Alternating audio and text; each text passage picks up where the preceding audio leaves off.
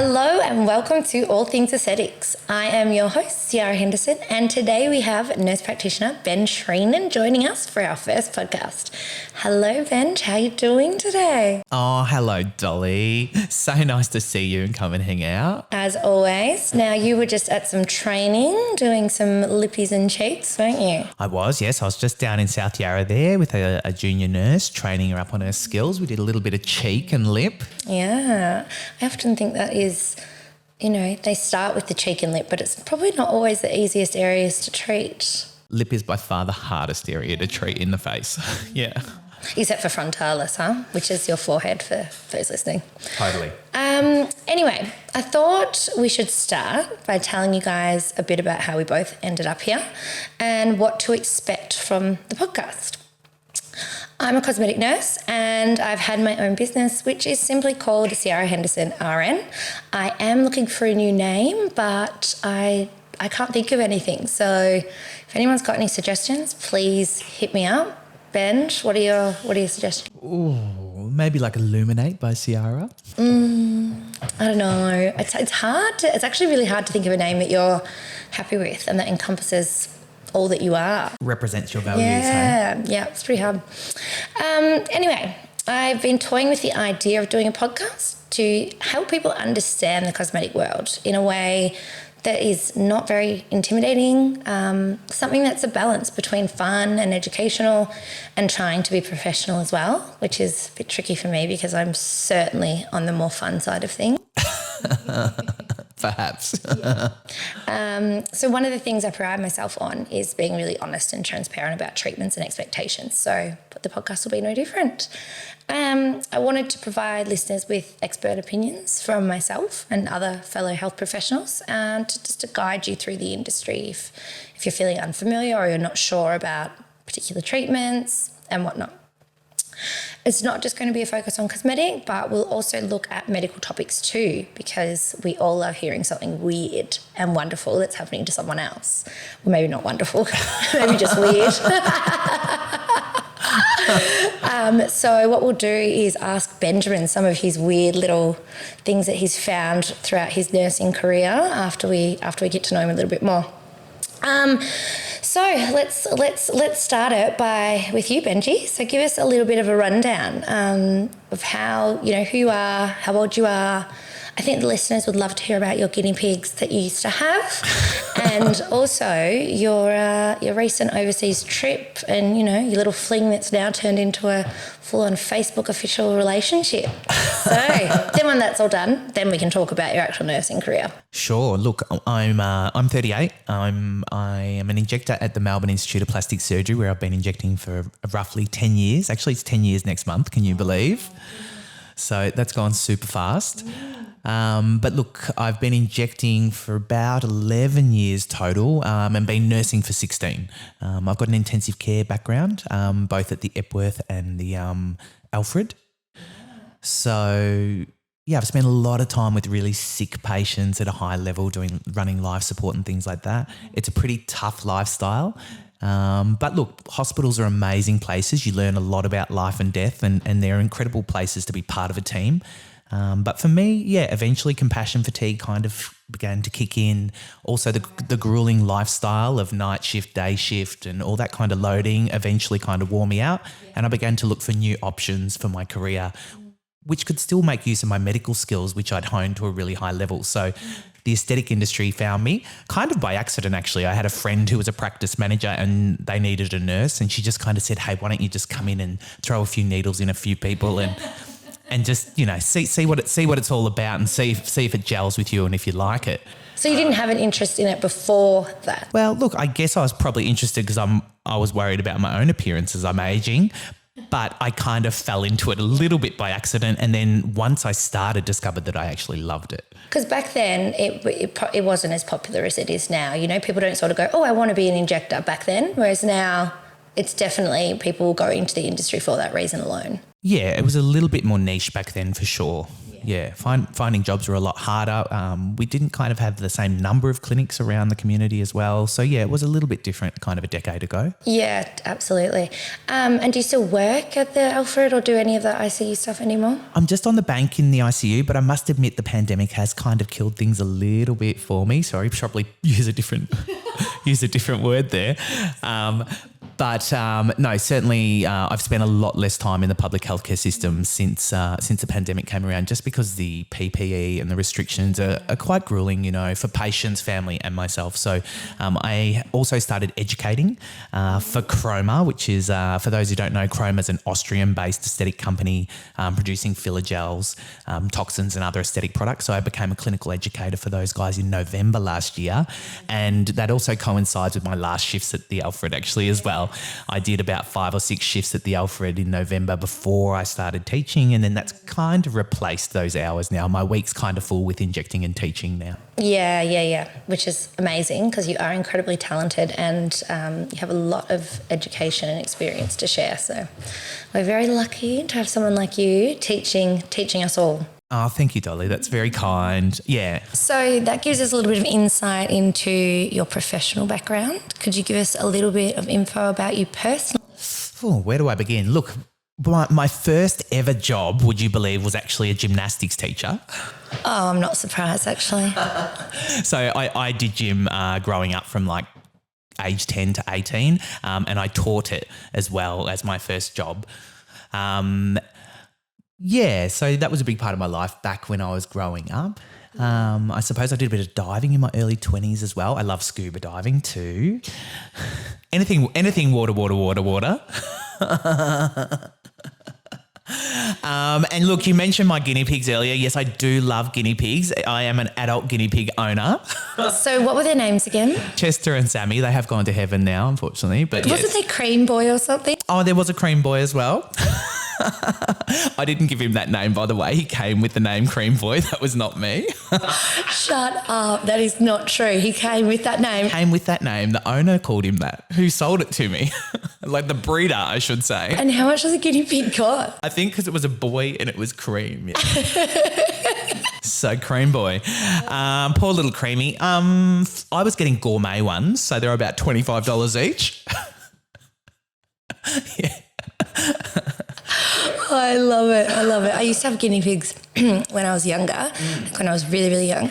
But I feel like when we had dogs, they would also try and get into the guinea pig cage. Yeah, for sure. So it wasn't a great idea. But they're actually really nice for an apartment owner, right? Because they're contained, they're in a cage. And if you're not a fan of like a walking thing that can attack your furniture, it's like the perfect pet. Don't they smell weird? No, they're pretty easy to manage actually. Kitty litter, babe. You just rotate it. It's easy. So easy. But I probably will end up like a crazy old guinea pig man with like a spare room, like with hundreds of them breeding in there. So that's you personally. So that's great, Ben. Look, a little bit. Yeah. So you're doing lots of education at the moment, and what are you finding is your favourite thing with that? Yeah, look, so I'm primarily teaching filler at the moment. I do cover the whole east coast of Australia, so I'm based in Melbourne. I'm out in Melbourne 2 days a week, but I'm going interstate to New South Wales and Queensland, teaching roughly every 4 to 6 weeks. I'm interstate. So I'm actually in Sydney next weekend teaching up there, post the Aesthetics Conference, which is on this week as well. Are you going to the Aesthetics Conference? Yeah, we'll be up there for Stephen Liu's conference from Thursday through to Sunday, and then the Monday I'm going to be teaching a full day of teaching up there at a practice as well. Is it through Chroma? Yeah, that's with Chroma. Yeah. All right, cool. So, that gives us a litbit about you, Benji. I guess I should tell everyone a little bit about my history, I suppose, and how I ended up here. So I didn't really fall into it. It was something that I wanted to do after doing some other degrees that didn't really work out for me, I suppose. I was just a bit young and not sure where I wanted to go. But I started off with psychology, and then I went into fashion design, and then I took a year off, and then I went back to nursing. And how Benjamin and I actually met is I had my boobs done when I was 21, and my surgeon was Graham Southwick. And so I was in the clinic and I thought, maybe I could work here. So I spoke to the practice manager and spoke to Graham and ended up working in admin for that plastic surgeon for a really long time, or a group of plastic surgeons, which is the Melbourne Institute of Plastic Surgery, where Benjamin works. So that's how we sort of came together, and that's kind of what I guess gave me the experience to be able to do injecting and having that exposure with all of the surgeons and the cosmetic side of things. So I knew that I wanted to go into injecting, and I completed my Bachelor of Nursing to do that. And then I was fortunate enough to be able to be trained up. And then I went and worked at a train clinic for a few years. Oh, no, not a few years. It was a few months, really, because it was woeful. Going from like the Melbourne Institute of Plastic Surgery to something like that, it was just worlds apart in terms of very different budgets and high volume and turnover of patients as well. But we can get into the nitty gritty of those sorts of things, a bit later. So yeah, that's kind of how everything came together. And then I went and opened up my own clinic, which was scary, and I opened it up in 2020, and it was just before COVID hit, so it's kind of been a little bit up and down, but thankfully with the support of all my patients and everything, it's been able to continue. So that's where we are now, and that's why we thought, Benji and I are now really good colleagues and really good friends, and Ben does a lot of training with me and helps me, so that's why we're kind of here trying to put our two, I guess, professional backgrounds together to be able to give you guys some expert opinions on all the treatments that are available these days. Yeah, I think one of the things that can be overwhelming for patients is where to start. Yeah, absolutely. Who to trust. Yeah. I was thinking that actually. I was looking on Instagram the other day, and so many injectors popped up, like they must be on my feed and they're all sponsored. And I thought, how the hell do patients pick who to go to? Yeah, I think it can be really confusing. And I think there's a lot of misinformation on social media as well that's not really based on evidence, university level evidence. There's a lot of opinion, which doesn't necessarily make it fact. So, yeah, it can be really hard to wade through the right information, I think, for patients. Totally overwhelming. It's absolutely overwhelming. Yeah, and look, another little interesting thing too, there was a study that came out of England recently, and they found there was a high correlation between finding your injector on social media and adverse events.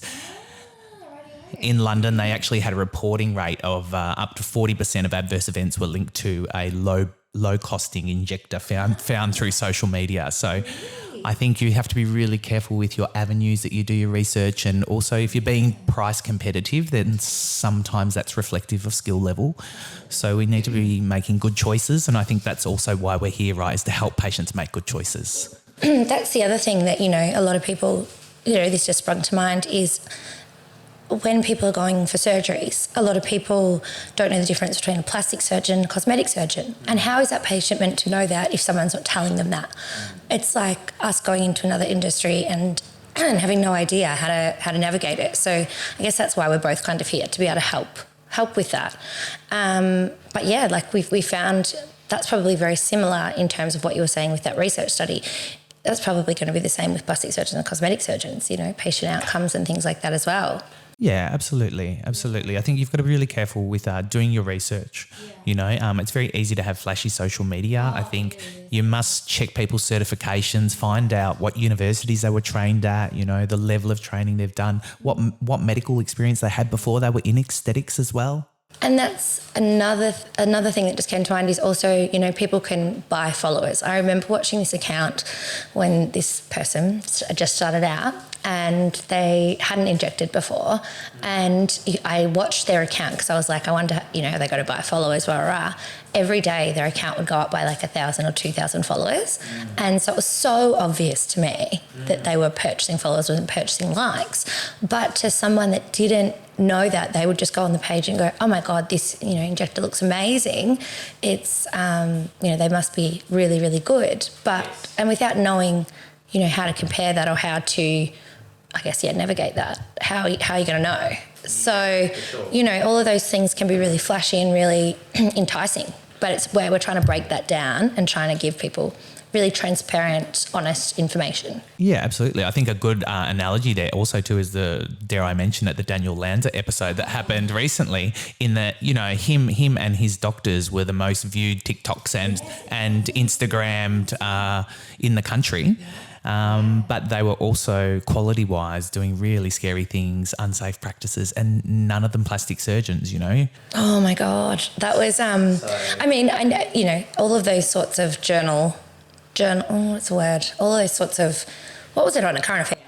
Well, this was a little bit bigger than just trashy mags. This was kind of national news conferences, and we've actually had some legislation changes as a result of what. Oh yeah, enlighten us. Yeah, look, they released a position statement on cosmetic surgery and cosmetic nursing as a result of this, and it's really kind of stipulating what kind of people can advertise themselves as a cosmetic or a plastic surgeon, and also placed a few restrictions on entry into the industry and the kind of roles that certain people can play too. So I think from a patient perspective too, you know, it's a good thing for us to improve legislation and make things safer for the patient, but also for them to know that when there's consequences like that, we actually have change too. You know, it's kind of seen, it's heard, and it's actioned as well. That was pretty, you know, confronting and it's unbelievable that those sorts of things, like, you know, I think they were carrying around fat in, like, you know, their cars and taking it home and, you know, all that kind of weird. Yeah, but just a dermatologist also performing breast implants, you know, and liposuction on someone, you know, and a plastic surgeon, for people that don't know, have 5 to 6 years more training. I thought it was like 12, no? They do their general medicine and then they do like another 6 on top of that, yeah, as their plastics training. So that's the difference between a cosmetic doctor and a plastic surgeon is a general doctor can be a cosmetic doctor and they usually just do modules and learn how to perform a certain procedure, whereas the plastic will have been to university for another 5 to 6 years. Look, on the other side of things too, I'm actually on the opposite side of the fence. So I do no social media. I do no external advertising. We only just advertise to our existing surgical patients. I think sometimes the loudest voices on social media are perhaps not necessarily the best injectors because word of mouth referrals and people that have that high reputation usually don't need that many patients because they're already busy. So I think, you know, be careful too when there's a lot of social media and it's really flashy, because it could be because they're struggling for numbers, and that could be reflective of the skill level too. With social media, the surgeons and, you know, people that are a bit older than us who have a lot of experience, they weren't, you know, they're not up to date with the social media and how it works and how powerful it can be. So I think there's a fine line. Of course, you know, you want to keep it authentic and keep it really, really honest and, you know, but it also is a really great way for patients. It's a double-edged sword, you know, it's a great way to advertise yourself, but you've got to keep that level of integrity and honesty and authenticity with it as well, which sometimes can get lost in social media. Yeah, in marketing strategies. Yeah. So, and injecting is a business at the end of the day, but it is a medical business. So there's a fine line between, you know, advertising and, you know, there's all these regulations and whatnot, which I think is good. But yeah, it is... It's a tricky one. I kind of sit between two sides and I sometimes don't know which way I go. Yeah, I'm on the opposite side of the fence in that, like, I think privacy is like number one and maybe our body parts shouldn't be all over the internet. Yeah, like there's also, you know, it's a bit more classy to not have, you know, all of those things splattered all over your page, but at the same time it really does break down the stigma and show people what we can achieve and what we can do, and it's not all scary, and if it's done, you know, well, it can look really great and restore confidence, and if people aren't exposed to that, then how are they meant to know? So it's kind of, I mean, we could debate this for hours, really. No, I do agree with you, CC. I think especially what you do, for example, like you do a lot of education, you teach people about the different indications, you talk about anatomy, you know, it's really focused on just teaching the patients what's normal and what you can achieve and having realistic expectations, you know. So that's, I think, yeah, a really authentic way of using social media. But not everyone does that, right? Yeah, but when we look at the big picture, I think there's a lot, as you say, the smoke and mirrors globally. Yeah, you've got to be careful with what you tune into. All right, Benji, I think that's all we have time for today.